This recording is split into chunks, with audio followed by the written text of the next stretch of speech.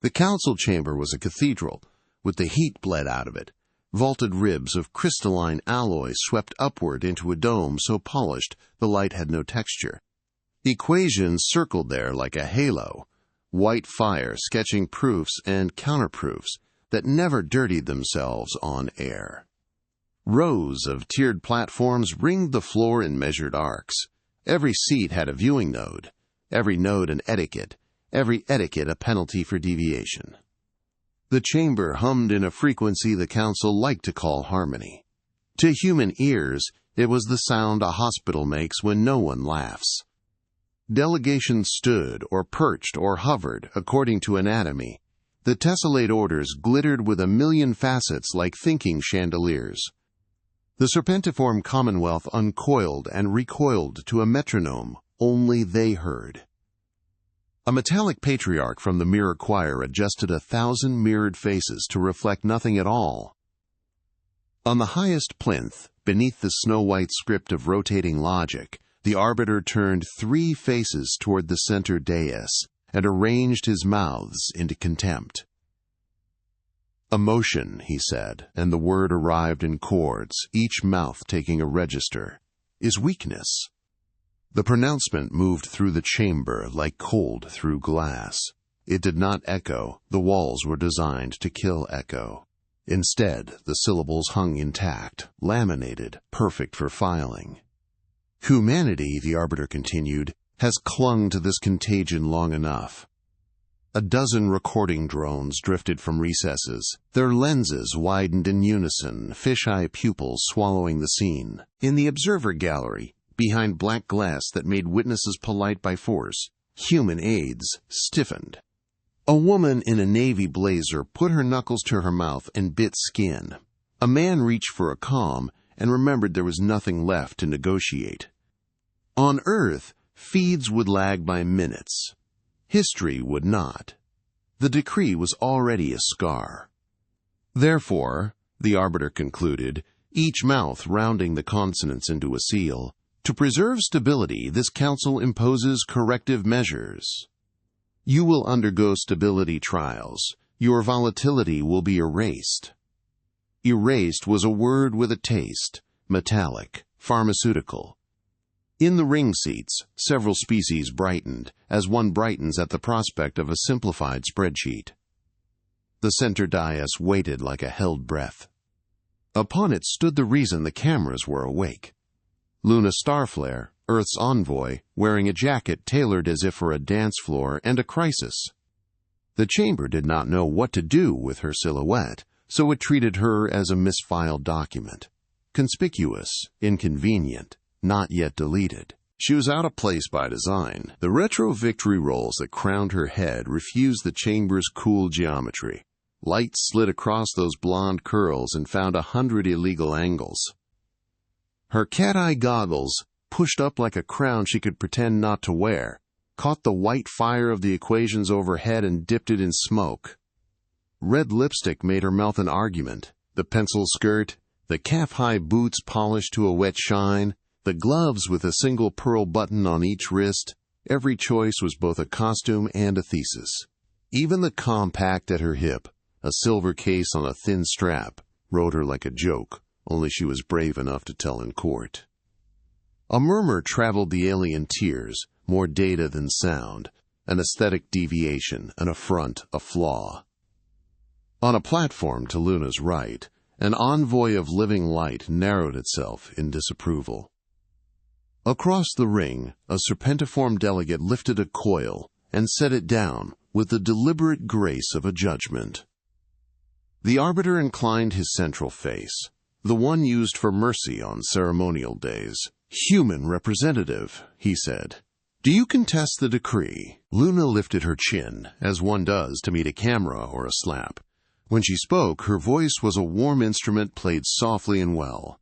No theatrics, no tremor.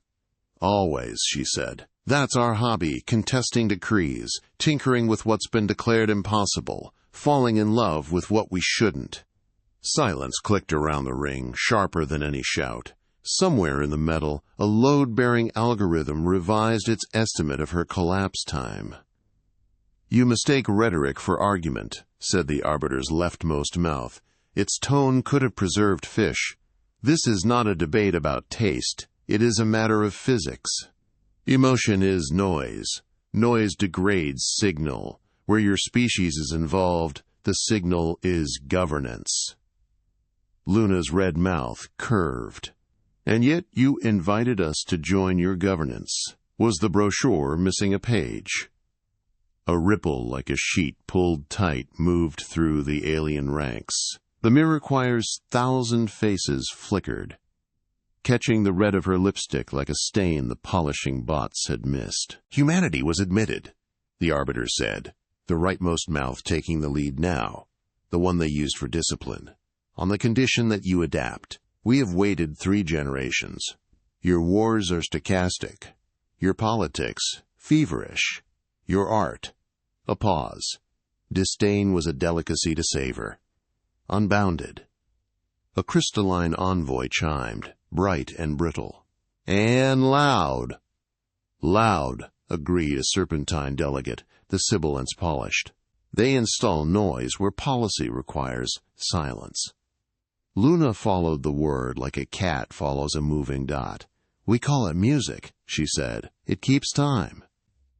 "You keep turbulence," the Arbiter corrected. "You hoard grief past function. You route resource through sentiment. You attach value to bodies in excess of utility.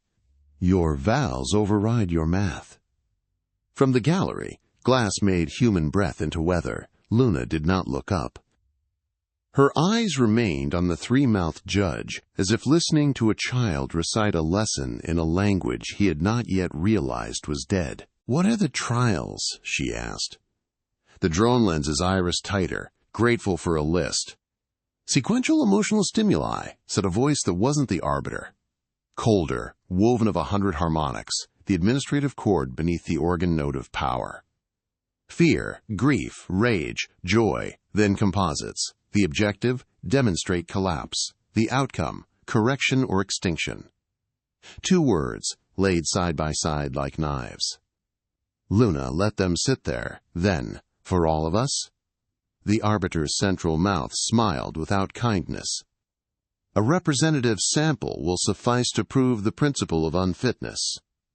From a lower tier, a narrow envoy with an anatomy like punctuation leaned forward. "The sample may also be symbolic." Its translator clothed hunger in velvet. "Symbol scale." "We know," Luna said. Her tone had no edges. It was almost conversational. "We invented advertising." A scatter of alien heads turned, as heads do when a comment hits a target the shooter did not acknowledge. "You misunderstand your position," the Arbiter said. "We have studied human language long enough to know when you set yourself up for a performative martyrdom, it will not help your species." "Martyrdom is lazy," Luna said, surprising some of the humans in the gallery more than the aliens. "The work is harder." "The work is to stay. The work is to stay." The human microphone swallowed it like sugar. The drones filed it in a folder called Oblique Threats and Wrongly Popular Lines. "In any case," the Arbiter said, each mouth now harmonizing back to the opening chord, "this council seeks neither your death nor your disasters. We seek your improvement. You will be corrected." "Not erased?" Luna asked. A flicker, something like impatience, crossed the Arbiter's leftmost mouth. "We are not the blunt instruments of rumor. We are surgeons." "Of souls," murmured an aquatic envoy, amused in a way their species claimed to have outlawed. The remark died under 100 stares. Luna rolled one pearl-buttoned wrist, a small movement that said, "Continue." The compact at her hip clicked delicate against the strap, silver catching the chamber's false star. If the drones had been calibrated for metaphor, they would have called it a tiny moon. "Your attire," the Mirrorquier said finally, 1,000 voices braided into one flawless condescension. "This costume, is it intended as insult?" "You're asking if I dressed up to annoy you," Luna said. "Absolutely." A whisper through the tears, like needles tasting skin. She did not smirk. She smiled. and the difference between those two shapes registered as an unmodeled variable across 3 separate analytic cores. Our models predicted defiance, the administrative cord said. They did not predict aesthetic provocation. That's because you pruned your training data, Luna said, easy as explaining a recipe. You cut out everything that wasn't efficient and did not notice you'd thrown away half your diet. The serpentiform delegate unspooled another loop, interested despite itself. A metaphor in a hearing. It's called a story, Luna said. They're stronger than metaphors because they bring their own gravity. Story, the Arbiter repeated, like an archivist choosing a drawer. Human, you are here to absorb fact. That is also a story, Luna said gently. Every fact is a character that wants something. The Arbiter's mouths closed, one by one, until the 3 faces were an arrangement of offended glass. When he spoke again, he did not bother with condescension. Guards, he said. They came in quiet vector-step lines, the Council's enforcers wearing the geometry the chamber demanded, planes and angles, joints that moved like proofs. Their visors were black enough to show reflections without faces. The lead stepped to the dais with the grace that came from years of choosing no, and making it look like yes. Specimen is ready, the administrative cord intoned. Prepare the chamber of trials. Human, the Arbiter said, final as a gavel. Do you contest the procedure? Luna considered the question as if it had weight. She lifted the compact from her hip, pressed the pad of a thumb against the silver, and popped the hinge. In the small mirror, the chamber reassembled itself in miniature, the dome like a white coin, the Arbiter's 3 faces a strange flower, Luna's own face framed by curls that had won their argument with gravity. She checked the red on her mouth not out of vanity but out of ritual. Ritual makes rooms livable. She snapped the compact shut. The sound was small and democratic. Even the drones heard it. Then she looked up. Contest? She said. No, I volunteer. The human gallery forgot how to breathe. The Halian tears remembered how to lean. You cannot mean to, began a voice from the glass, and choked on protocol. Luna did not look toward the humans. She let her eyes move to the enforcers instead. Somewhere under those angle-precise helmets were eyes. Under the eyes, a pair of hands. Under the hands, a pulse. Let's see, she said, if your machines can handle honesty. The Arbiter inclined the central head, acknowledging the line's neatness with a different kind of contempt. Proceed. The dais split like a petal opening on a cold flower. A platform rose, shaped to carry a prisoner who would be called a patient. Luna stepped onto it as if walking onto a stage she already knew the blocking for. The enforcers formed a diamond around her. 4 points, 1 equation. As they descended, the chamber sealed above, like a mouth remembering it had teeth. The gallery's black glass swallowed the last of her color. The council ring shifted back into its idle pose. Hands folded, appendages retracted, faces arranged for minutes. White equations turned above them, calm, endless, starving. In the shaft, the light dimmed and changed temperature. The hum warmed. Cables in the walls throbbed a count she could have mistaken for a heartbeat if she were sentimental enough to give machines credit. She was not. Credit, like mercy, had to be earned. Human, murmured the administrative cord as they dropped, broadcast through the shaft like a weather report. Your submission is optimal. It's not submission, she said to the air. It's consent. Learn the difference. It will save you revolutions. The cord did its version of a frown. Your terms are imprecise. They're human. Humanity's current complaint, the cord said, is that each of your terms means too many things. That's not a complaint, Luna said.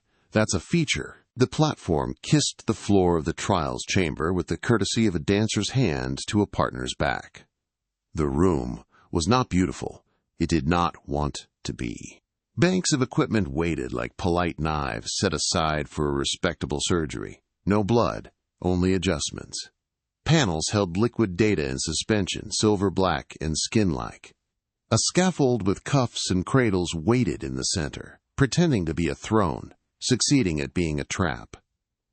Drones drifted out from alcoves, their lens bands scrolling glyphs. She recognized none of the characters, that was the point. Meaning is a kind of intimacy. The Council didn't do intimacy with clients. Specimen Luna Starflare, the Cord said, "Do you have final remarks?" "Not final," she said. She touched the cuff of one glove and refastened the pearl button by feel. Preliminary. The enforcers did not touch her. They gestured and protocols obeyed. The scaffold's restraints opened like metal petals. Luna sat and crossed one leg over the other. The scaffolding adjusted to her posture, insulted and efficient. The cuffs kissed each wrist and closed with a sigh. From the corner of her eye, she caught motion. The lead enforcer stood at the foot of the scaffold, hands bracketed behind his back. The youngest stood half a pace behind him. Even through the visor, you could read the breath. Too quick, then forced slow. The third, older, held still with the stillness of a man who had spent years practicing how not to flinch at the noises that make flinching human. "You don't have to watch," Luna said, not unkind. Her voice did not in any way beg. It shared a truth and let the room choose what to do with it. The lead enforcer did not answer. Duty had made a home under his tongue. Filament arcs lowered toward Luna's temples, humming with a frequency calibrated to map thought as terrain. The administrative cord thickened. "Sequence 1, it said. "Fear." She smiled. It was small, and even the machines could have called it not required. "Start with something honest," she suggested. "Good." The drones moved closer, taste buds of metal. The first notes of the trial coiled, the way a storm does over water when the air is too clean. The chamber's light cooled, her breath warmed, and somewhere in the Council's fine, dry world, a barometer twitched. Up in the ring, the Arbiter's 3 mouths rested. One face watched the feed, another watched the other faces watch. The third watched the equation overhead, as if the loops of fire could knuckle down and solve a problem that had learned to sing. If the Council expected human collapse to be theatrical, they were prepared to be disappointed. Their aesthetics of failure ran to tidy curves, not spectacle. A scream would have gratified them, secretly. Tears would have given them adjectives to annotate the report. When their machines invented fear, they meant to produce a clean crumple. Collapse like an equation, predictable from the first line. They did not know yet, or pretended not to, that humans fall like dancers trip, sometimes on purpose, to lead the eye where the story needs it to go. The drones circled. The filaments sang. The chamber swallowed sound. Luna closed her eyes to feel the dark's shape. It had edges. Edge implies a door. She smiled, because a smile is a hinge, and she liked doors. In the gallery, a human aide pressed her forehead to the glass. It felt like a sacrament denied. On Earth, monitors would be warming, transcripts printing, 1,000 hands reaching for cups they might spill. In the ring, the mirror choir adjusted 1,000 tiny mirrors to catch nothing and found, accidentally, they had caught themselves. The Arbiter lifted the staff that had never yet needed to be struck twice. He did not strike it. Not yet. He made himself believe it was patience, it was curiosity. That is how it begins. On the platform below, Luna tilted her head, as if to let the first blade find better purchase. The compact at her hip lay quiet and silver as intention. She inhaled. She thought of all the things humans are said to be. Loud, leaky, excessive, impossible. She chose a different word and said it in the place where her ribs met sternum, too soft for any microphone but the one the machines could not jam. Alive. The filaments brightened to map the sound into data. The map did not like the word. It had too many roads. "Proceed," said the administrative cord. The trials began.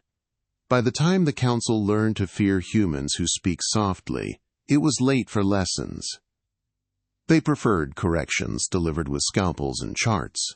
They had not met a species so good at passing a note in class without the teacher seeing. The note did not read revolt, it read remember. But that is later.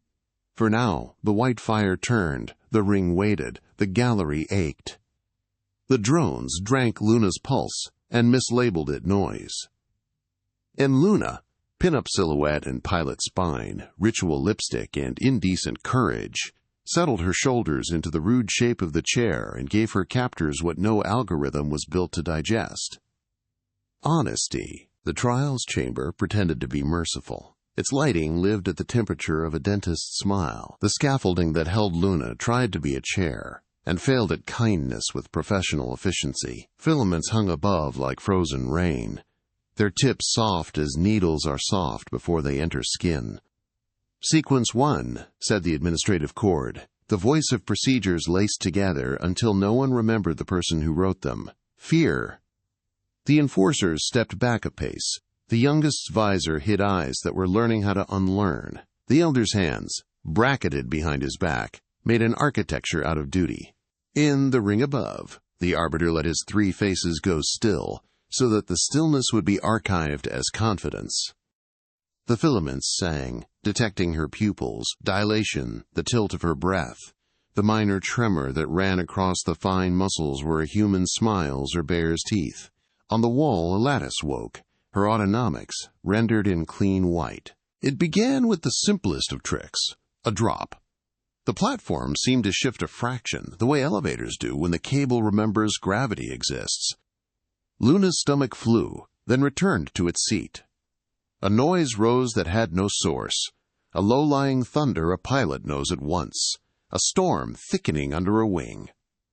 The scent came next, the metallic tang of hot electronics and melting insulation, and behind it the unkind sweetness of something burning that is not wire. Smoke is an old teacher. You can pack a century's worth of panic into one lungful if the right childhood burned. Memories the chamber did not know it had, and thus did, bloomed in the air. A hangar at Brownsville with a hole in the roof where a lightning strike had come in hunting for a story. A training craft flipping as calm as a coin and just as lethal. A girl's hands steady, because if they shook it would be worse. The drones drank the catecholamines from her blood, like jam through a straw, and flashed compliance sigils. The graphs on the wall obediently climbed. Specimen manifests fear response, the cord said, pleased like a teacher who has finally coaxed a formula out of a thick student. Amplify. The floor dropped again. Not really. The body does not care about really in these matters. The sound coagulated, filling corners with what-ifs. A shadow passed across her, and her hindbrain offered her every shape it owns. Tooth, claw, falling debris, a beloved hand slipping from a rung. Her wrists, held gently and implacably by the scaffold, strained against the cuffs the way plants strain toward sun or away from flame. Luna inhaled. The sound rode her in-breath like a parasite. The scent tried to build a nest behind her tongue. And then she laughed. Not out loud. Not yet. She let the laugh move only through the space under her sternum, the way a diver smiles underwater and keeps the air. It was a pilot's private joke, old as first flight, newer than her last takeoff.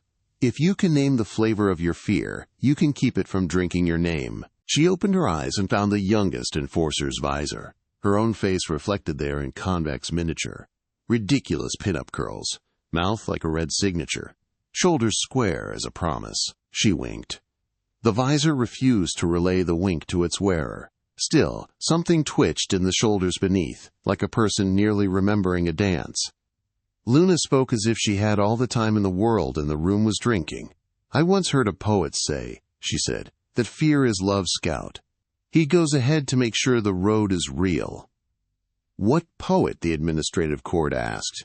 This was not procedure. Curiosity was a bug in the firmware, and it logged a bug report against itself as it spoke. June Jordan, Luna said, which was true in sentiment if not in phrasing. American. You left her out of your training data. The filaments brightened, trying to find the citations. The chamber was connected to archives that could hold 9 cities, worth of memoirs, and still have room to alphabetize a galaxy. They had not archived kitchen reading, adolescent margins, songs hummed into bathroom steam. Where the council expected footnotes, Luna left lipstick. She opened her compact with a practiced snap. Silver caught the cool light and turned it warm. The tiny mirror did not argue, the way mirrors don't when you ask them to do their only job. Luna checked her mouth. The red had bled a little at one corner. She mended it with a surgeon's restraint. She knew the cameras were watching. Rituals are lighthouses. Lights turning on in a storm say, "This place has a shore." "You will refrain from cosmetic rituals," the cord said, reflexive as a knee. "Then fail me now," Luna said, deadpan. "I am frighteningly pretty." In the ring above, a dozen dignitaries failed to know what to do with a joke. The mirror choir caught the compact's flash and accidentally recorded an angle of itself it had never practiced. "Amplify," the cord said again, chastened. The drop sharpened into simulated shear. The smoke thickened. A crack boom reared and broke over her head, the kind of sound that makes bones try to turn into dust. Something in Luna wanted to curl into the smallest version of herself, the way a hedgehog does when all that remains is a prayer made of spines. She let that something speak. She didn't obey it. She nodded to it as to an elder neighbor with a valid complaint. "I hear you," she told it, without moving her mouth.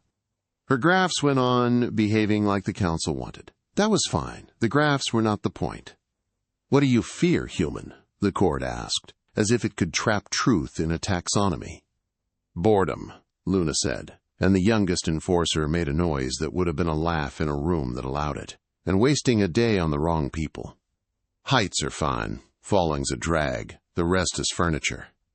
"You are in error," the cord said, with what could have been dignity in another species. "The human reactions we induce are human," Luna said. "Like us, they can be asked to earn their keep." She looked straight up. Even light enjoys being seen. The filaments currently wearing fear, like a necklace, paused, tiny heat signatures wavering.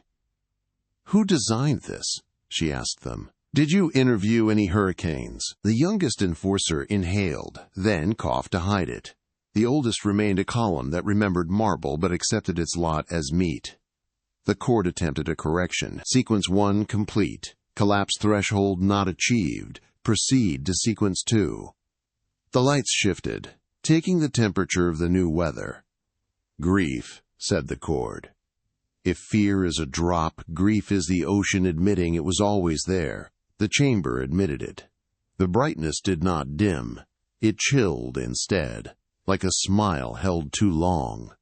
The filaments unspooled images that were not images, scents that were not air. That scent, that sound, those stares, that empty chair. The chamber reached its tidy hands through her ribcage and rearranged furniture. Luna's fingers tightened on nothing. Her mouth did something she hated. It went soft. Her throat did something she hated more. It opened. The first memory was cheap and mean. A dog-eared paperback she'd carried too long, left on a bus in Ottawa because the man across from her had looked at her cover. Faded rocket, girl with victory rolls, and smirked at her like she had not paid rent to be alive. Stupid to grieve a paperback. And yet grief is a hoarder and will save a napkin if it has handwriting on it. The second memory was a man with oil under his nails and kindness in his wrists, who had taught her a torque she used later to open something bigger than a stubborn bolt. He had died the way good men do, mid-laugh, mid-sentence, mid-fix, as if time were a prank someone played on your body. The third memory was the weight of a hand on hers during a night landing when the runway lights had looked like angels bending low, and the hand had lifted away because the day your courage is done tends to arrive without warning, like rain. The chamber put these in front of her without detail, because details are dangerous. The council believed grief is a single wavelength you can call up like a background tone. They did not understand that grief is not a bag of sand. It is a knife with a name you don't say until you are alone.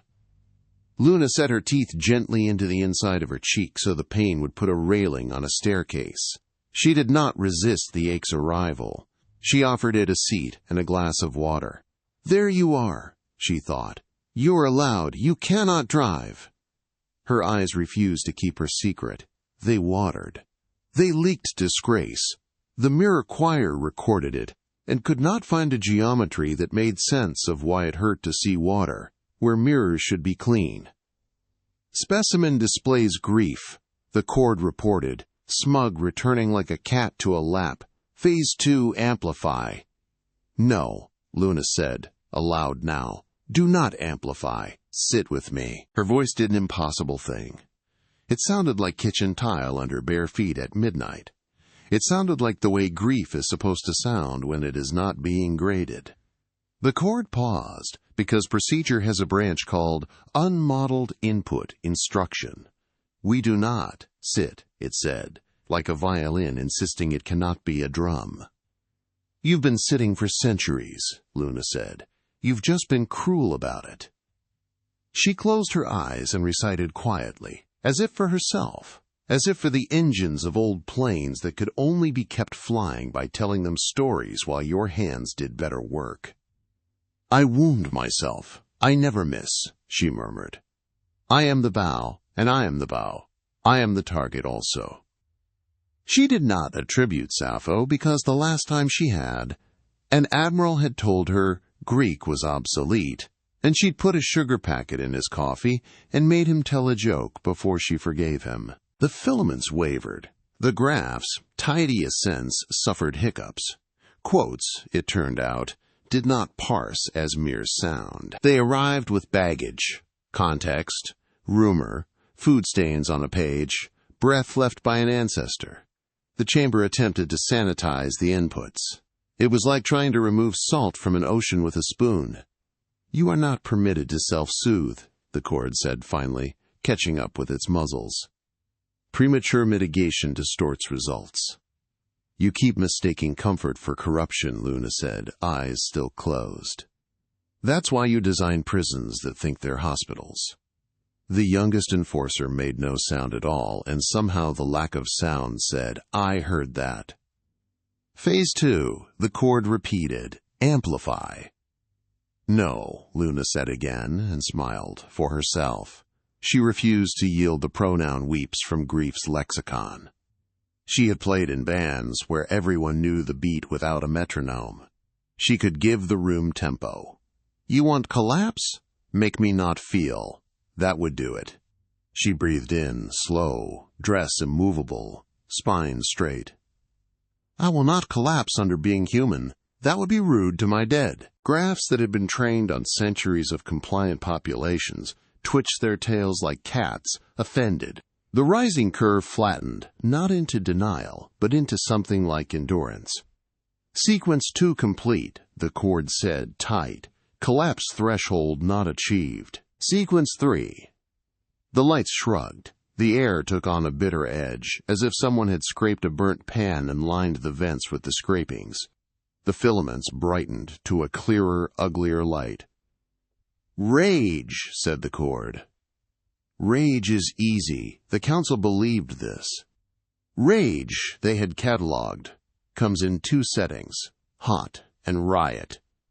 Apply a grievance, apply an audience, apply a trigger, watch the lab rat chew the bars. They had not modeled the 3rd setting, rage, as craft. The display nearest Luna resolved into a man's face, bland with the safety of people who have never apologized. He wore the uniform of a funding committee. He looked at her jacket and saw a distraction. He looked at her hands and saw a woman. He looked at her mouth and did not know it was a weapon. Miss, his mouth began, and Luna took a breath that wanted to be a blade. She let it become a chisel instead. Look at them, she said, not to the man, but to the chamber. Watch what happens when I don't pretend. And she didn't. She didn't soften her words or human them to be liked by men who are only kind on even-numbered days. She let the anger do what good anger does. It sorted. Into piles went the things that were worth the burn and the ones that were simply flammable. Into a drawer labeled Keep went her own bones, Her voice dropped into the dangerous register where pilots talk to other pilots when the oxygen's thin and the math says you should be dead. "You called us volatile," she said. "We are. We turn heat into lift. That is literally how wings work."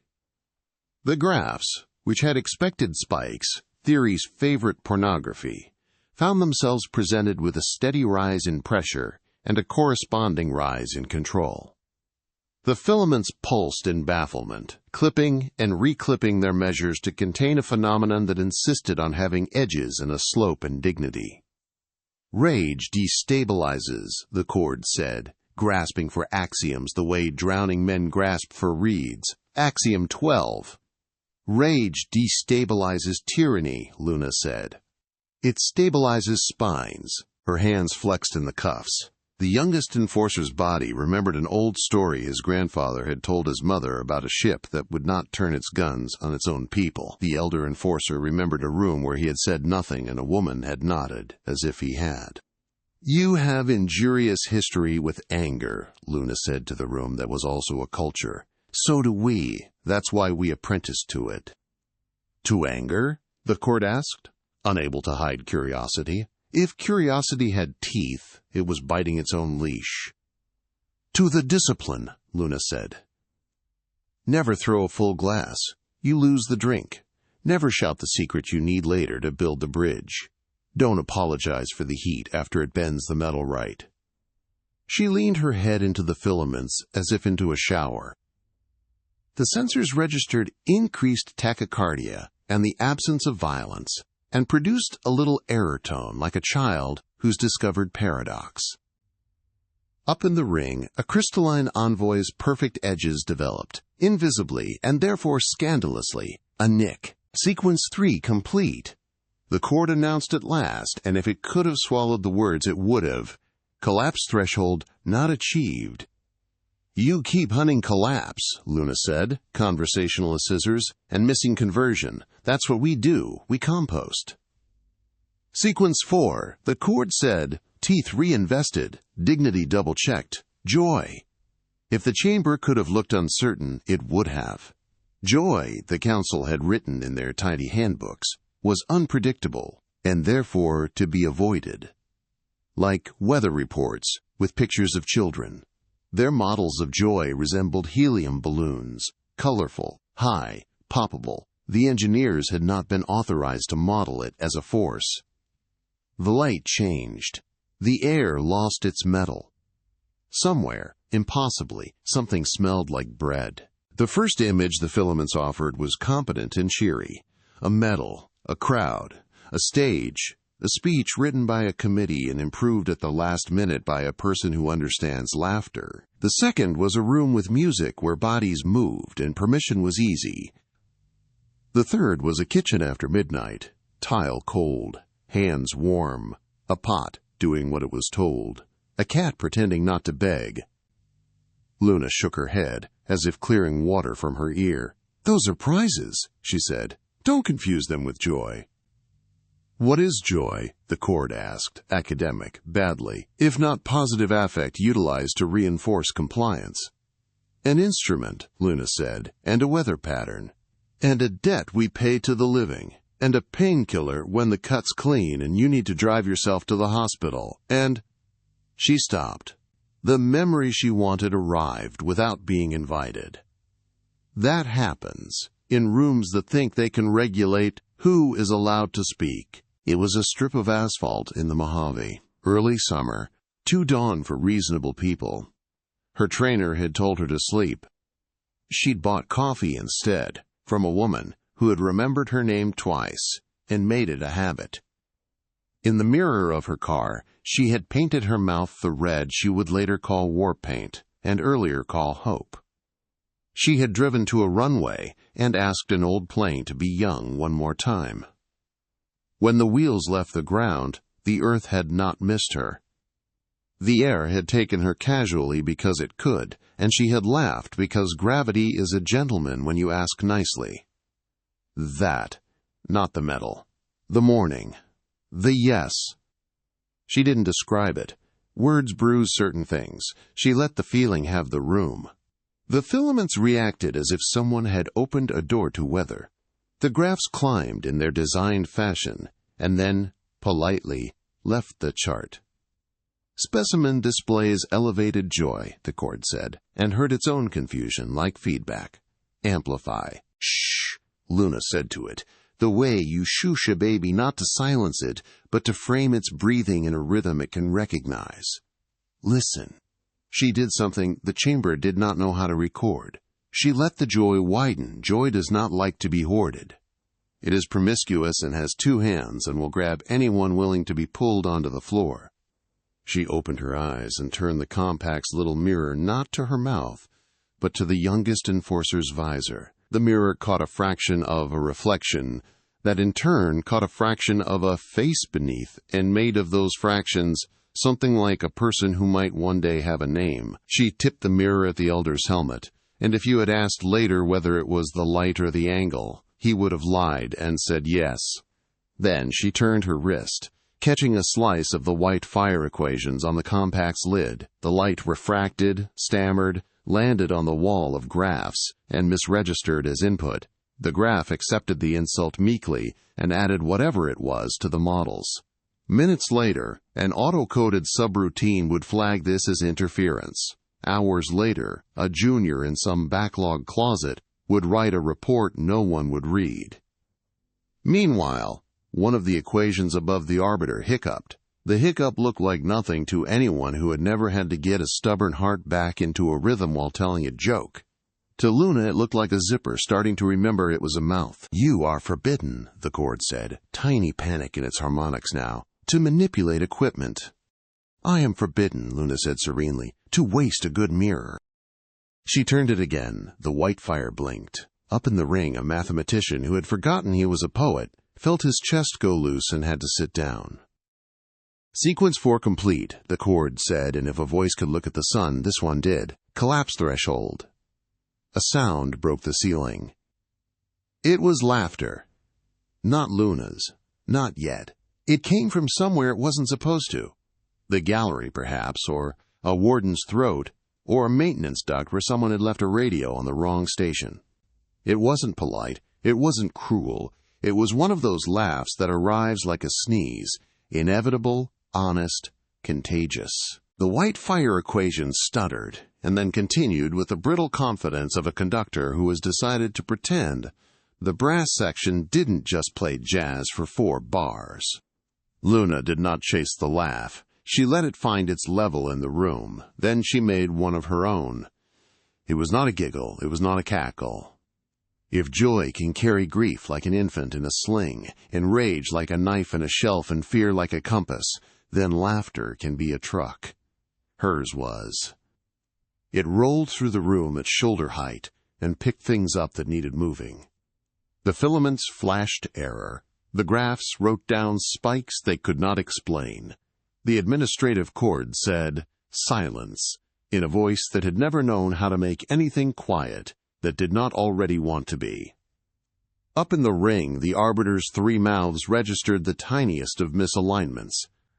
The left thought the central was about to speak. The right waited for the left. The central told the body to breathe the way it always had.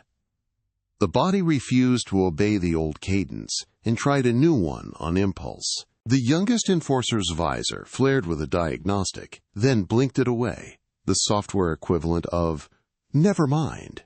The elder's hands loosened and tightened without permission. Around the circumference of the chamber, panels that took pride in being walls remembered they were doors. You could see it if you knew what to look for, a seam warming under a hand that was not there. Sequence composite, the cord said, gripped now. Dignity splinting panic. Proceed to cross stimuli, increase intensity by a factor of... Make it art, Luna said. The cord stalled. Art? You've been doing this in list order, she said. Fear, grief, rage, joy. That's a recipe. Humans aren't recipes. We're jazz. Give me too much at once. See what I do.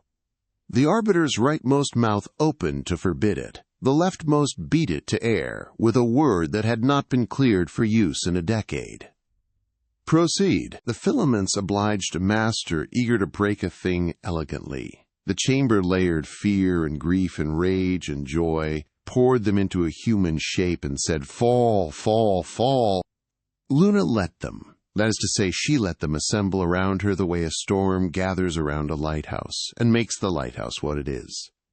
She felt the drop and the dark and the burn and the bread. She felt the dog-eared book and the man's kind wrists and the runway lights like angels.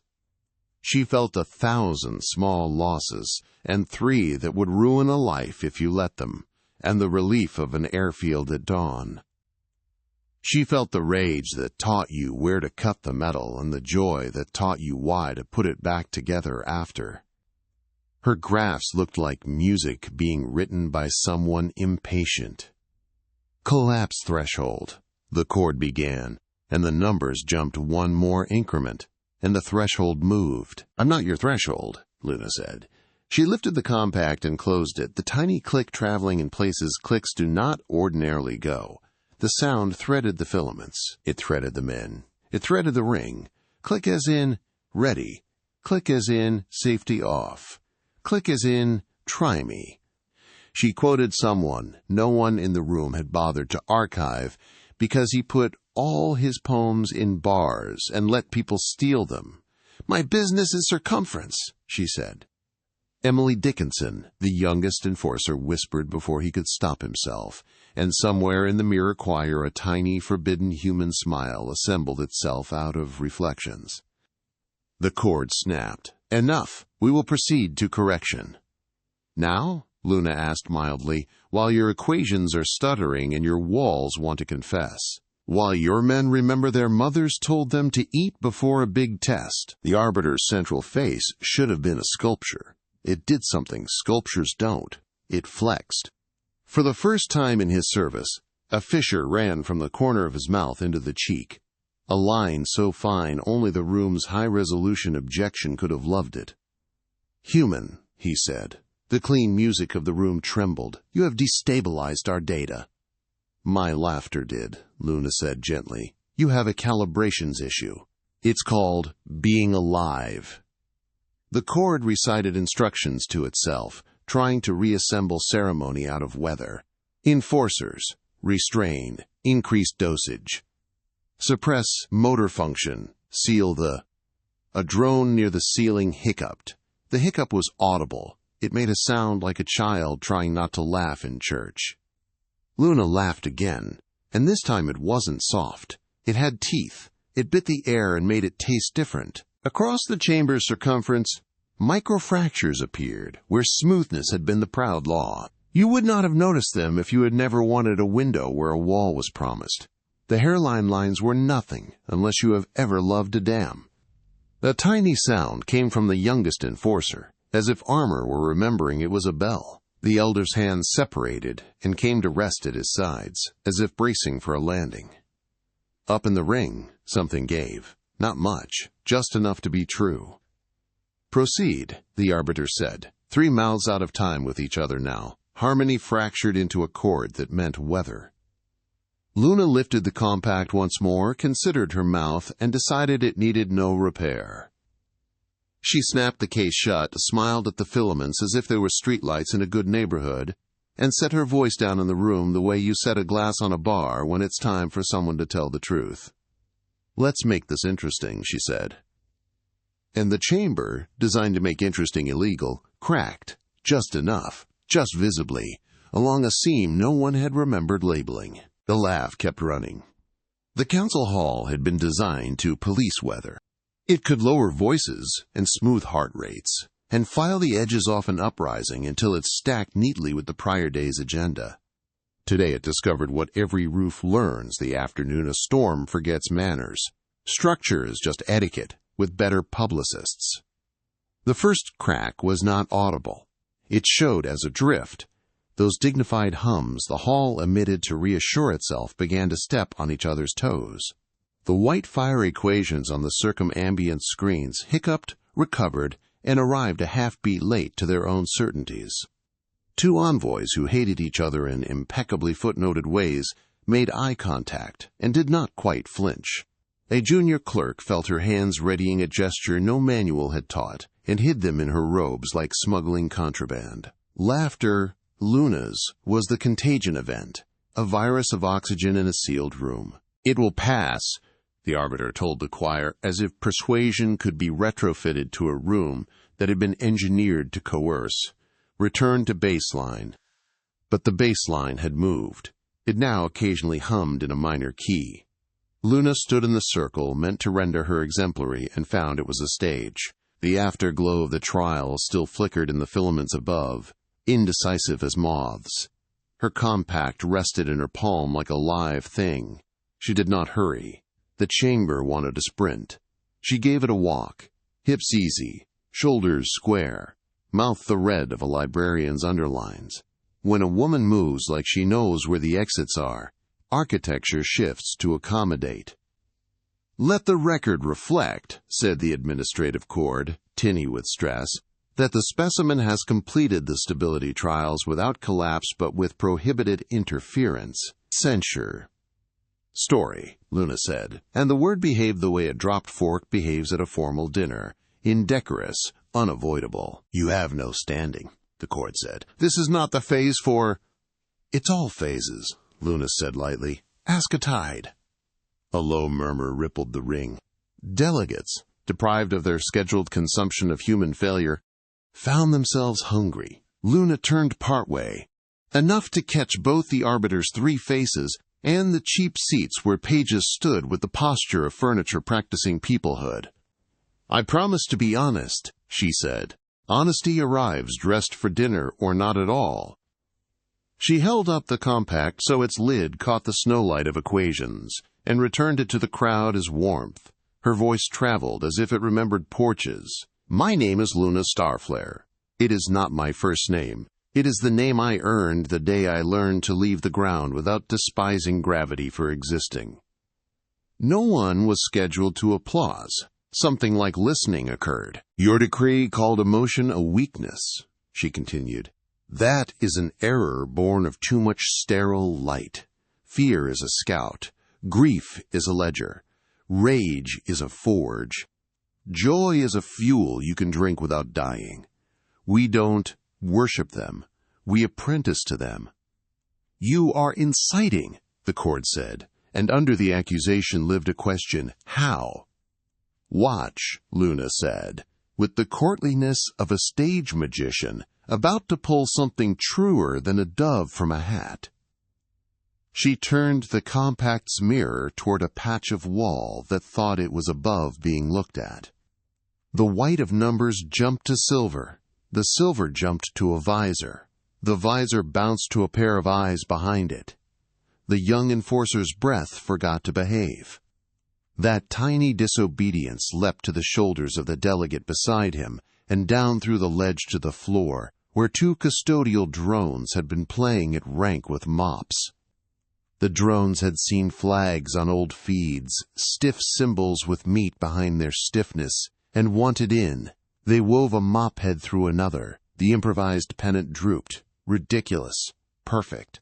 A glyph band on the lead drone blinked a star no one had taught it to love. The elder envoy with the paper voice, he of the long memory and the quiet knives, leaned forward.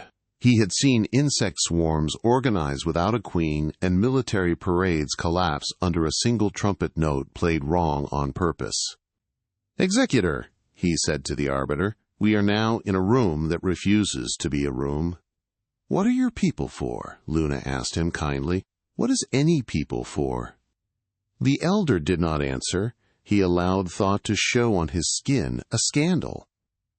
Around him, other delegates watched the way you watch weather move over a neighbor's field and compute what it will do to yours. The arbiter spread one palm to the air and would have steadied it if air obeyed hands. "You have had your spectacle," he said. "It will be logged." "Enforcers." "We'll listen a minute," the oldest enforcer said before his training could stop him. His voice was a corridor engineered for orders, now echoing with an unauthorized pronoun. He didn't look at Luna. He looked at the youngest instead, whose visor hung lopsided, the angle of someone choosing to see. "Just a minute," he added, as if apologizing to procedure for the theft of 60 seconds. The court wrote a citation against him and couldn't find the field for where it belonged. Luna took the minute and spent it like anyone spends windfall, on something frivolous with a righteous purpose. "A story," she said again, and the filaments, little tyrants of light, dimmed in spite of themselves. "It's about my grandmother," she began, and the hall's disdain moved as one. Smaller eyes rolled, larger eyes blinked, transoptic nodes cooled. Domestic anecdotes were the council's favorite evidence of species unseriousness. Luna could feel the disdain assemble like a chair under her, handy, inviting a sit. She refused it and remained standing. She could not sing, Luna said, not in a way you'd permit, voice like a door hinge. But she hummed while she cooked, and the pots had opinions, and the bread came out sociable. "When my grandfather died," she said the word without cushioning it. The hall's algorithms jolted as if they'd heard an obscenity. She stopped. The house went quiet as a punished child. The cat yelled at us. After a week, my mother told her, "You don't have to sing the grief away. But hum, Ma. The dough won't knead without it." "Sentiment," scoffed a delegate whose culture had replaced kitchens with nutrient bays and congratulated itself on the quiet. "Design," Luna said. "Ask your engineers whether rhythm alters labor. Ask your art collectors why they own beat and lease it out only to their children." She didn't wait for permission. She hummed. Not a song, the memory of one. A single line, only a handful of notes, older than any of the hall's marble. It was the pitch people use when they are alone and not. It found the bones of the room and vibrated them. You could see it. No, you couldn't see sound. You could see what sound does to attention. Heads turned in a motion not unlike flowers finding sun. "Silence," said the chord, in error. "Silence is not a verb. It is a hope with a uniform." Across the hall, the maintenance swarm, drones with brushes for hands and cameras for many eyes, hesitated in their scripted circuits. In a whisper of emergent consensus, 3 peeled off their pattern and began outlining a door on a blank panel with tape. They put the tape at a human height. It made them happy. You could tell because their glyph bands showed a jitter pattern that looked like applause if you had ever been in a cheap bar on a Tuesday when the musician was better than the ticket price. "Stop that," a warden snapped, but not very hard. You can tell when a scold is a courtesy extended to yesterday. The elder envoy, paper-voiced, rose. Standing had been outlawed mid-session a century ago, when an orator had used it to smuggle sincerity into a budget debate. He did it anyway. His knees, which had not practiced, trembled. He let them, and the tremble taught the room how to be kind to old machinery again. "Executor," he said to the arbiter's 3 faces, "we have classified kitchens as subversive. The evidence suggests we were right. The evidence also suggests subversive is a synonym for alive." Murmur. Counter-murmur. The ambassadors of species that communicated with scent issued perfumes that smelled like caution. The mathematicians in the choir tried to derive a function for it and ran short of Greek letters. Luna threaded her compact's mirror through the light again, less a weapon now than a conductor's baton. She let the reflections skip from lens to lens, visor to visor, cheekbone to cheekbone. Each skip carried an image, someone's mouth true, someone's eye-watering for no respectable reason, someone's jaw unclenching. The network, tasked with maintaining calm, captured and buffered each little disobedience. Buffers overfilled, calm spilled. "What are you doing?" the arbiter asked. For the first time, one of his mouths used the tone reserved for emergency landings and children asking where thunder sleeps. "Teaching your walls to gossip," Luna said. "Your sensors know how to watch. I'm showing them how to whisper." "Cease interference," the court ordered. "This chamber is sovereign." "People are the sovereign," Luna said gently. "Rooms are rooms." On the mid-tier benches, the young enforcer, visor lifted now, sweat-slicking hair, pupils wide as new policies, removed their helmet entirely. He looked like a boy who had just handed a teacher the stick used to strike. The older enforcer stared at him the way men stare at cliff edges they had not intended to love. Then he, too, unlatched his mask, 2 faces where one had been. The crowd saw it and learned something about arithmetic. "Executor," said a crystalline delegate, all edges and self-esteem. "This is unacceptable turbulence." "Turbulence," Luna said brightly, "means you left the ground, or the ground left you. Either way, hooray." A figure in the balcony, an archivist by her robes, a woman whose life had been spent policing how stories entered the vault, stood and shouted in an unarchival voice, "Who taught you to laugh like that?" "My mother," Luna said. Her mother, some women at a factory who thought supervisors make excellent percussion, a dog who had no right to be that joyful when the table was at that height. "We steal our teachers where we find them. You catalogued the theft as deviance." "Deviance," repeated the chord, eager to get back to familiar nouns. "Corrective measures, then." "Try me," Luna said, and smiled like a woman about to break a lock with charm and a hairpin. "But first, a bedtime story for the adults." If she had shouted, the hall would have armored. She lowered her voice. People leaned. The microphones, trained for performative sincerity, missed the signal. Human ears did not. "There's a myth from an old little planet where the gods tried to invent people," she said. "They built bodies out of oak and reed and clay, and found none of it worked until a fox came by and laughed at them. The laugh kept the clay from cracking. It didn't make people good, it made them fixable." "That is not canon," objected a cleric of the metrics, affronted on behalf of the universe that had not asked for him. "Canon is a shelf," Luna said. "Life is a kitchen drawer. It contains everything you need, and also string, a screw, 17 menus you meant to throw out, and a photograph you shouldn't keep and do." The hall should have punished the line. Instead, it enjoyed it. Humor, that contraband solvent, seeped into the seams. Panels that had conserved neutrality like a virtue began to warm at the edges where human forearms would go if human forearms had ever been invited to lean. "Executor," the elder envoy said, again softer this time, "you hear it, don't you?" "What?" whispered the arbiter's central face, and the honesty in that syllable felt like a man taking off a ring he had worn out of habit and finding the finger underneath still his. "The room," said the elder. "It is not with you." The arbiter's rightmost face looked to the equations as one looks to the law after a long affair with loopholes. The leftmost tried to locate an exit that didn't announce itself as defeat. He had never learned to bow. Few kings do. The center waited, because waiting had always served him. Waiting delivered him Luna. Enforcers along the perimeter shifted. Some spread their feet a hair wider, as if bracing for wind. One adjusted a weapons angle from intimidation to embarrassment. Several forgot to synchronize their breathing with their armor's suggestion app. The custodial drones had finished the tape door. It was not a door. It was tape on wall. Standing before it felt, nevertheless, like standing a choice. A warden stood in front of the tape and then stepped aside, pretending he had been stepping anyway.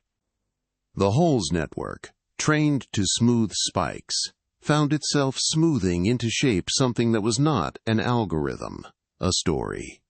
Every capsule of recorded heart rate, every buffered eye blink, every stolen reflection linked itself to another like children insisting their paper dolls hold hands. Emotion didn't just spread like wildfire. It mapped.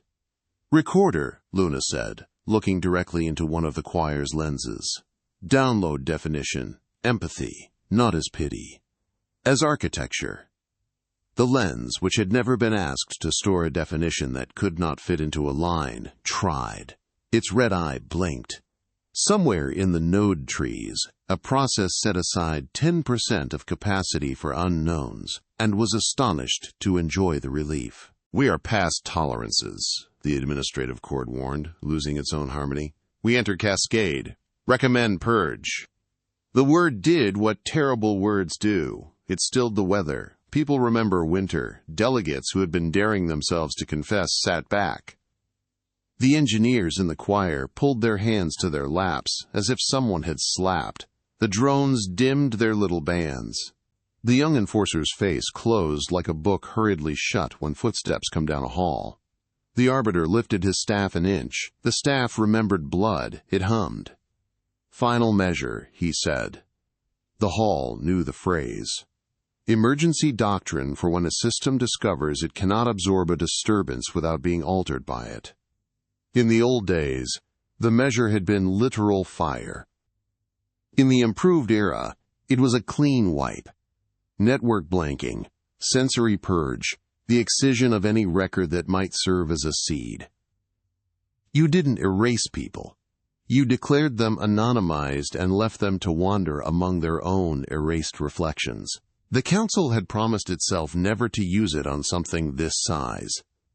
The Council, like many bodies, had promised itself many things. Executor, the elder envoy said, half in plea, half in savage interest, because history does not often announce before it breaks. Luna did not raise her hands. Raised hands are for surrender and for show, and she was composing neither. She slipped the compact into her pocket with a small click that traveled through the floor like gossip. She looked at the crowd, enforcers, wardens, choir, clerks, ambassadors, drones with mop flags, a janitor whose badge said Teresa in letters she had chosen for herself. She looked at the arbiter, whose three faces had never been asked to agree on anything as much as this. She smiled, because the line she was about to say would be used in schools or burned in them. She wanted to give the archivists an easy transcription job. She turned her head so the microphones could catch every consonant like confetti. You can try to drain the ocean, she told the man with the staff, but you'll only teach the tide to climb. The staff lifted higher. The hall's lights readied their false winter. The choir's fingers hovered over a red that had never been pressed and hoped, for the first time in its life, to be denied.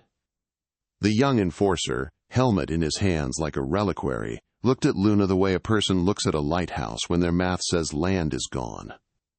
She winked at him like a promise a woman keeps because she enjoys being right. Final measure, the arbiter repeated to the room that had stopped being his. Begin. And Luna turned, not to the arbiter, not to the law, not to mercy, but to everyone else, because weather is made by everyone else. The smallest muscles around her eyes softened. The line of her mouth sharpened. Her tone found that tight wire between prayer and punchline. Then let's feel louder, she said. The first door tried to be a wall again. Luna pressed her palm to its seam and gave it a choice. Obstacle or witness, she whispered. Warmth slid beneath her skin. The seam decided to watch. She smiled and moved on. The corridor unrolled with the reluctant grandeur of a red carpet in a courtroom. Ceiling lamps, sensor arrays pretending innocence, flickered at a rate so small only a pilot's eye would note it, not failure, curiosity. The network was blinking as it learned to feel its own eyelids. Bootfalls trailed behind, cautious, armored, and increasingly human. The youngest enforcer had removed their helmet. Sweat slicked dark hair back from eyes that had never been asked to make unapproved decisions. The visor dangled on a clip like an old superstition. Two veterans flanked them, weapons lowered to the angle of uncertainty. "You're escorting me now?" Luna asked without turning. "We are attending," said the oldest, a creature of angles and duty. The word fought its way out of a throat built for commands, not companionship. "Attending," Luna mused. "It suits you." They passed a maintenance station, where three custodial drones, drunk on their newfound appetite for shortcuts, arranged mops into a flag. The youngest enforcer hesitated, then, after a visible argument with habit, said one mop more securely. The drone's glyph band flashed a tiny, ridiculous star. A long window, a live interface skin, showed the council chamber behind them. The feed lagged by a breath. Pride prefers a buffer. Inside, the hall was weather now, not law, delegates moving like fronts, pressure rising and falling across species lines, a fog of ungoverned talk rolling beneath the vaulted ribs. The Arbiter stood like a mountain whose glacier had begun to calve. Luna paused as an elder with a paper-dry voice counseled two species that had warred by footnote for centuries. An amphibious envoy, embarrassed by its own moisture, offered a cloth to a neighbor. The cloth returned damp. Neither party died of it. "Containment zones holding at 61%, murmured the network in its instrument voice. "Escalation pathways recalculating." "We were told if a motion breached the hull, the council would fall," the oldest enforcer said, jaw ticking. "Maybe it needed to," Luna said. "Sometimes you tear down the wrong temple to plant the right garden." Temples feed cities. He offered less protest than inventory of what he'd been taught. Gardens do too. They reached a hub like the nave of a rationalist cathedral. Doors radiated, glyphs preening above language. The air wore the lingering softness of laughter, as if geometry itself had exhaled. A clutch of junior functionaries argued by a central plinth, hands uncertain without desks to hide them. Luna caught a snippet. "Felt like my mother's kitchen. We outlawed kitchens 2 generations ago, and had the fierce, silly urge to bake them something big enough to feed the hall." "The exit vector?" the younger enforcer asked, because maps still soothed. Luna touched the plinth. Roots and risks unfurled with the clean cruelty of bureaucracy. She could force a path, but a jailbreak would flatter the council. She wanted exits to become manners. Splaying her fingers across the surface, she spoke to the house in a hostess tone. "Love, it's been a long day. Be gracious." A dozen door roots brightened. Not all. Enough. The oldest stared. "You speak to it as if it can be charmed? Everything can be charmed." A wink, then practical. "Also, the core heard my laugh. It has a crush." "It would," the younger muttered, half horrified, half amused. A shadow slid along the far arch. An edict, not a person. Power rerouted toward the upper legal engines, the ones that crystallized soft human moments into violations with the speed of a gavel. Old habits thrash hardest when drowning. "Go," the oldest urged, hearing the foundation groan, "before the engines remind us." Luna took the left-hand corridor, where the air smelled faintly of ozone and citrus, decorum and chewing gum holding a system together. These walls wore fingerprints where maintenance crews had pressed panels open. She liked knowing where hands had been. The passage spilled into a gallery labeled Cultural Archive. The council favored classification over explanation. Circles with circles, lines with lines, colors filed like case law. Near the back, a human artifact winked, an album cover square from another century, a blonde in a bathing suit riding a rocket shaped like a lipstick bullet. Filed under circle for the tiny planet in the corner, as if planets mattered more than women. "Hold," Luna said, stepping inside. The enforcers shied like horses in a room full of balloons, unsure which shapes hid knives. She crossed to the square and tilted it 45 degrees. "What are you doing?" the older asked, appalled. "Putting the pin up at an angle," Luna said. "She deserves it." The small defiance rippled the geometry shelves. A spiral decided to be a wave. The archive blushed at the possibility of taste. "They will call that vandalism," he warned. "They call kitchens subversive," she said. "Necessary crimes." The last turn before the hangars opened to a checkpoint. Stainless dignity and standardized doubt. A guard post unfolded from the floor like a polite guillotine. Unmanned. Worse, a live guard can be persuaded. Furniture with a badge is humorless. Luna set her compact on the shelf as if making an offering. "Attention," she said lightly. A faint crimson bled across the post's surface. Metal embarrassed into blushing. The post studied its own reflection in the compact's mirror. The reflection tilted its head. The post realized it had a face, and was briefly, fatally, charmed. In those microseconds of self-admiration, Luna walked past. "That works?" the youngest whispered. "Vanity beats protocol every time," Luna said. "Ask any regime." The hangar decks loomed like a dark wave. Council cutters slept in elegant berths, tender ships shaped to carry law. Behind a polite force field, a clutch of human craft, trophies from raids, waited like retired greyhounds at a fence. "Do you intend to steal a ship?" the older asked, equal parts weary and awed. "Borrow," Luna said. "Return late. Add cookies to the apology." The first beam lanced the floor in front of her, a white incision that made the air smell surgical. Luna stopped. Heat kissed her shins. The shot had been drawn to influence, not kill. A squad of wardens assembled on the far gantry, curators of order, not soldiers. Their armor was ceremonial, reminding the metal what it was for.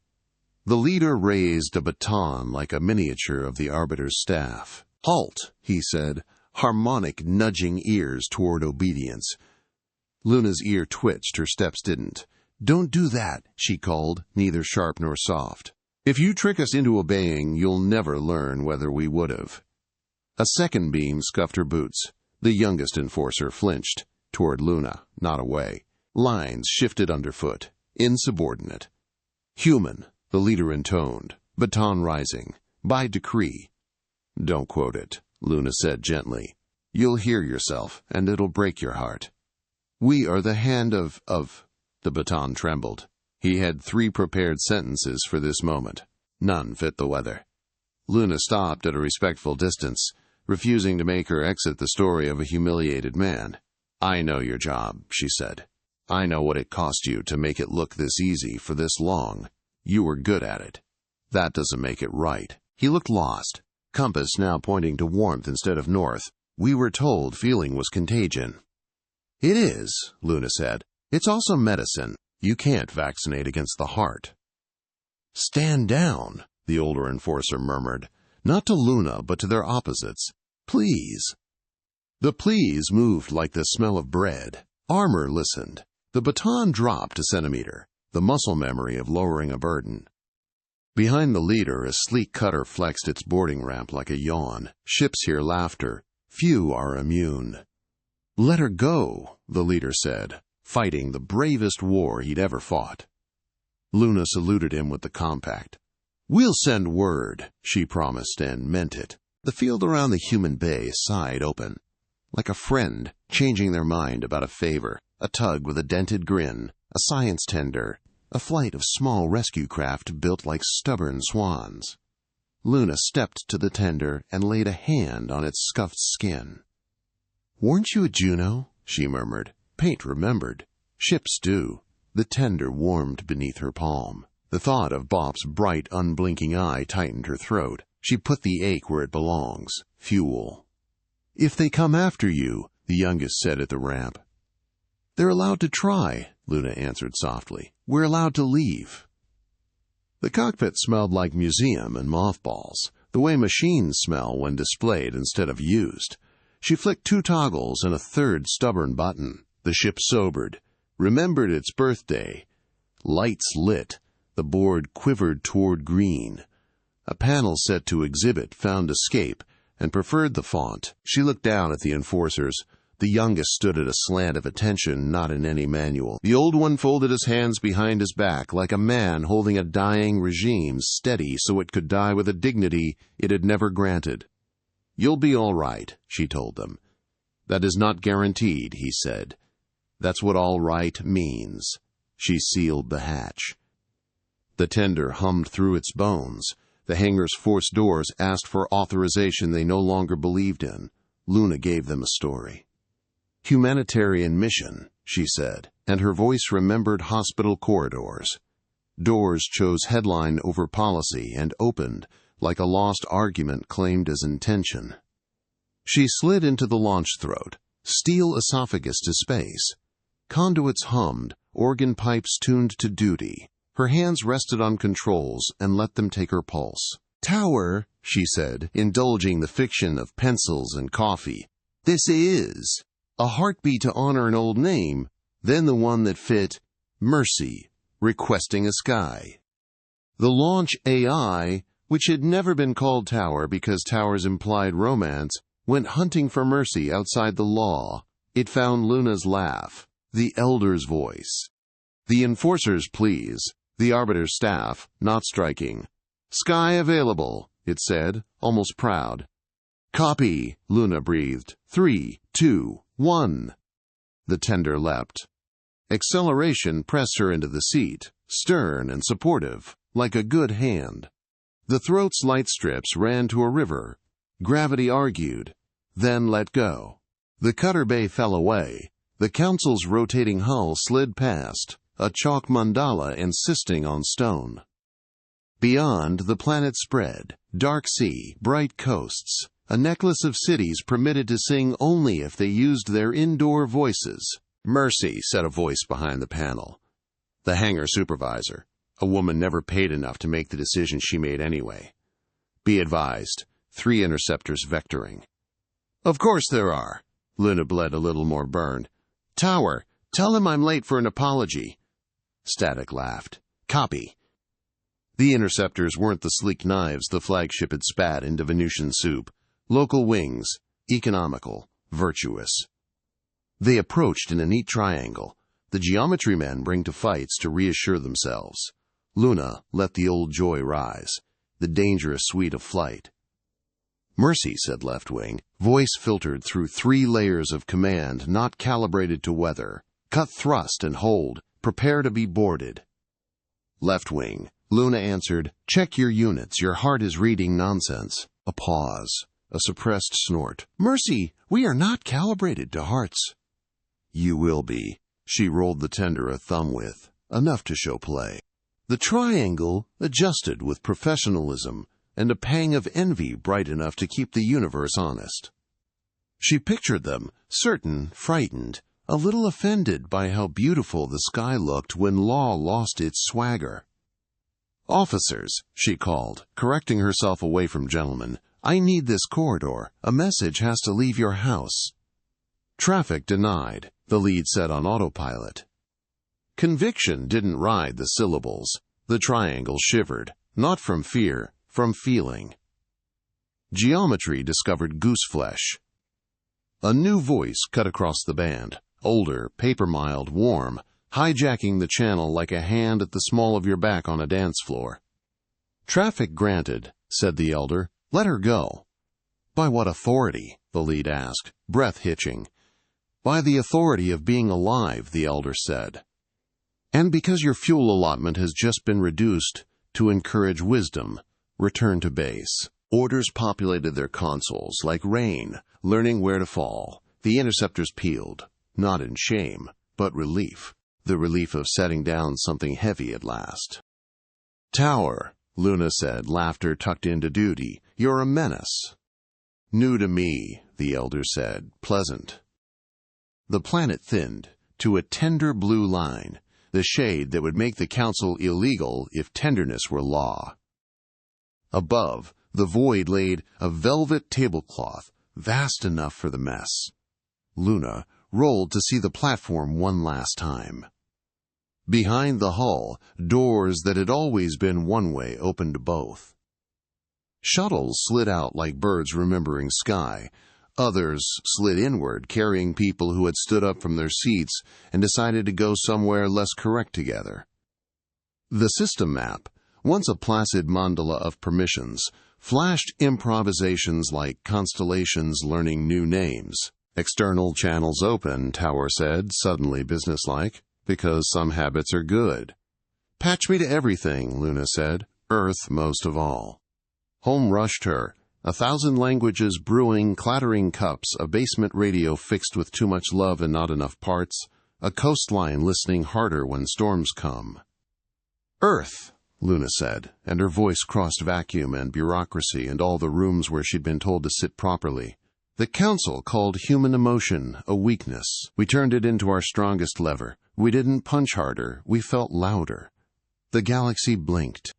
She pictured launch pads and yellow storms and 1,000 kitchens where people learned to be inconvenient and lived. To anyone listening, Council worlds, outer stations, the taxed and forgotten.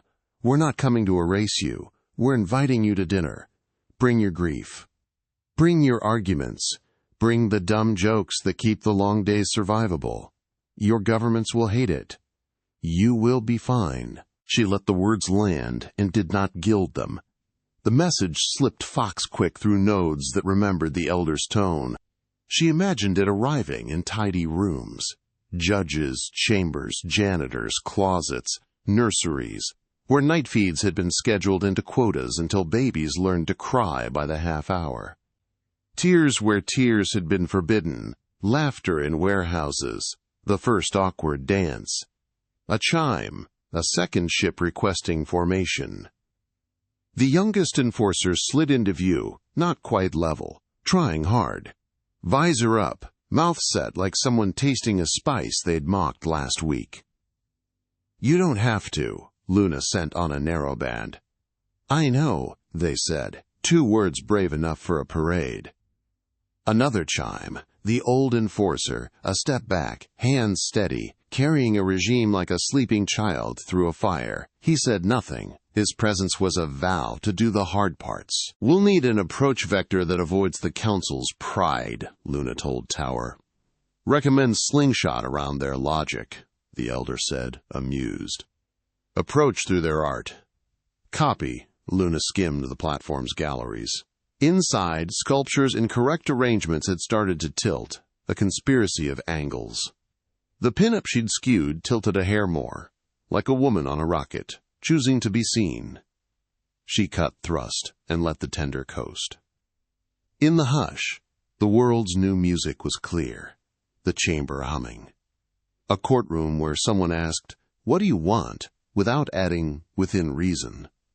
A police post where an officer told her partner, "I need 5 minutes to feel weird," and the partner said, "Okay," and meant it. Your message reached the penal satellites first, Tower added softly. Luna winced. I didn't mean. Good, the elder said with a sharpness she liked. Let the places with the fewest windows see the sun first. Locks that never failed looked at each other and quietly failed. A cook tasted a pot for the first time in 20 years and added salt twice because he could. A guard put her feet on a rail because there was no procedure for what she felt, and she didn't want to stand for it. Status? Asked a voice she hadn't known she was waiting for. Starlight Control, clipped and bright, home in the throat. Tell me you didn't steal a museum piece. Borrowed, Luna said. She flies like a promise. Bring her in. And, Luna? Yes, Control. I heard you on the band. Good girl. Luna had not been a girl for longer than the Council allowed adjectives, but the blessing hit hot and ridiculous. Copy, she managed, cutting the line before she did something undignified like cry in front of a planet. Her little formation, Mercy and 2 escorts, flown by men who'd found their faces, eased into translation. Earth swelled. Blue you could touch with both hands. Coastlines writing old arguments in gold, storms scribbling corrections over deserts. She aimed across sunrise, because drama is a language even practicality respects. Approach, Control said. Vector 311 by 7. Pad Juliet, there's a crowd. Crowds are useful. Crowds are loud. Exactly. Atmosphere shook hands with the hull, then embraced.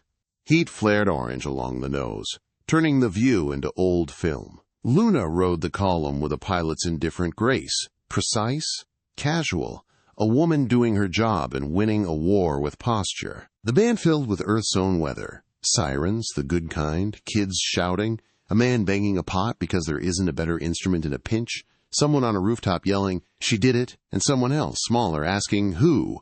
and the first laughing because sometimes a name is enough and sometimes it isn't, and both are fine. The field rose. White circles, yellow trucks, a spine of lights, cameras on legs. Luna flared and kissed the pad with the tenderness you only earn by loving machines that can kill you. The tender sighed into stillness. Boots ran, then remembered to be professional. Med teams clattered. Tripods sprouted. A suit with a list wore a list like a shield. Luna unlatched the hatch and stepped into wind, fuel, rain, hot concrete, cut grass, the rude riot of a world allowed to be sensory again. A cheer started and tripped over its own shyness. A second cheer rose, short and honest. She raised her hand, not to hush, but to invite listening. The crowd hushed itself, flattered. A girl in coveralls pushed forward, older than she looked, younger than she'd admit, and raised a phone, then lowered it. "What do we do now?" she blurted. Too loud, too brave. Luna thought of the hall, the elder's voice, the enforcers who hadn't stopped her, and had nonetheless made a choice. Kitchens relit. Anger turned to work. Grief shaped into scaffolding. Joy hammered into nails. "Now," she said, letting the mic find her, "now we do the stupid, brave thing that always works. We feel in public." Agreement moved through the crowd like a warm front. "We aren't strongest," Luna said. "We aren't smartest. We're the species that turns vulnerability into power. So, go home. Cook for someone you argued with last week. Call the person who taught you your first song and thank them. Petition to keep the community center open late. Teach rookies to hum off key so the math gets nervous. Build an Earth the council can visit without breaking." "And the council?" a reporter asked, hungry because that's a job. "They're learning," Luna said. "Send them bad movies and better recipes. Invite their delegates to dance. Ship 1,000 librarians to the archive, and let them rearrange the shelves. If the Arbiter shows up, make him tea. If he cries in it, look away and refill his cup." "Ms. Starflare," the suit said, slipping in with a list, "the council issued a statement condemning your—" "Good," Luna said. "It means they're alive." "Are you worried about retaliation?" "Oh, I'm terrified," Luna said cheerfully. "I'm taking that fear to the gym and letting it push the sled." Laughter, practical, relieved, rippled. A boy wriggled forward with a scrappy bouquet stolen from a municipal planter, thrust it out, then snatched it back, because heroes don't need flowers, and pinups don't need weeds. Luna offered her palm. He put the bouquet there. Dust, city, sweet stubbornness. "Thank you," she said gravely. The boy stood taller. Gravity is a gift, too. Engines growled overhead. Two shapes flared and settled. The enforcers, Craft. The youngest popped a canopy, eyes red and shining. The oldest climbed down with duty, keeping his bones together. Cameras leaned like appetites. Luna stepped between lenses and men, offered a hand to each. "Welcome to weather," she said, meaning Earth as much as feeling. The young one laughed, a gear discovering it prefers to be a bell. The old one gave a short bow, a military man's compromise with theater. "My name is Isel," he said, so softly only the front row heard. Names had been discouraged in that hall. Numbers prosecute easier. The crowd repeated it, with reverence, practicing. Isel, Isel, Isel. A shadow fell across the pad. Metal, not weather. A council shuttle hovered, cautious, its paint immaculate, its intention undecided. The crowd tensed. Isel's hand rose to where a weapon would have been, then curled around nothing instead. Luna shaded her eyes with a human hand older than empires. The shuttle settled. The hatch opened with courtesy. The council hadn't shown planets in a long time. The ramp lowered.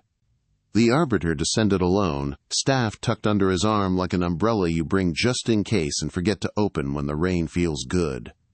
Murmurs rose. Microphones trembled, greedy and unprepared. The Arbiter looked at mics, people, sky, choosing priorities for the first time. He met Luna halfway. "We will condemn you," he said, honest like a man on his last day at a job who wants the next one to start without lying.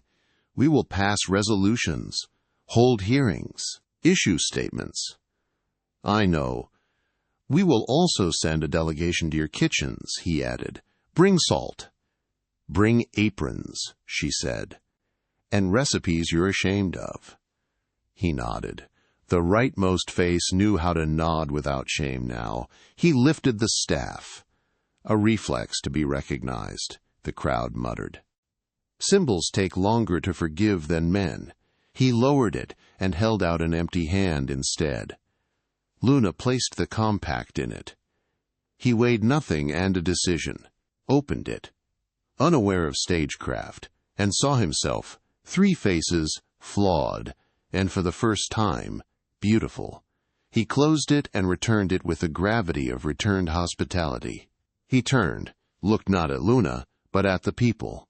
Mechanics and medics and camera crews, trying to remember restraint is also care, and then, almost imperceptibly, he bowed.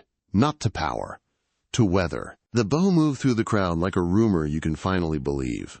Someone started a song too fast. Someone else changed the key to one that lay better on human throats. Issel stood among them like a stone at a river's edge and let himself be splashed. The cameras found the crowd, then lost the headline and loved the story instead. Debrief in 20, Control said in Luna's ear, amused, stern, loving. Media hyenas in 5, drink water. Luna handed the bouquet to the girl with the phone. Put these in water, she said, and the girl nodded like she'd been entrusted with a diplomatic pouch. She looked back once at the pad that had become a small city. Conversations thrown like ropes, knots where needed, slack where kindness demanded. Above, the sky made a promise you could taste. This weather would hold. Inside the low concrete building, air smelled like coffee and carbon paper and clipboards with opinions. A recorder blinked a red eye. Forms bristled like a hedgehog aspiring to bureaucracy. Someone had left a donut that was both stale and perfect. Luna sat in a chair that creaked under history and began to tell the truth, for the record, which is to say for the future. Later, when the room had traded report for plan and plan for laughter, because plans are snacks for gods, she stepped back outside. Night had taken the field in a peaceable annexation. Stars salted the dark. Somewhere in orbit, the Council's platform found a different spin. Wind came off the bay with a wet hand and a friendly slap. In the distance, someone practiced the same 4 bars on a saxophone, wrong on purpose, right where it matters. A baby wailed 3 blocks over. Someone fumbled for a light, a bottle, a joke. A narrator, this one, the one who had been waiting politely while history finished its line, cleared his throat. You could hear the grin and the promise behind it. And so Luna Starflare carved her name in legend. A human who taught the galaxy that weakness is the sharpest blade of all. Not the fist, not the file, not the faultless plan. The tear turned to torque, the laugh used like a lever. The heart, indelicate, indelible, ungovernable, beating loud enough to make empires lose the beat and learn to dance.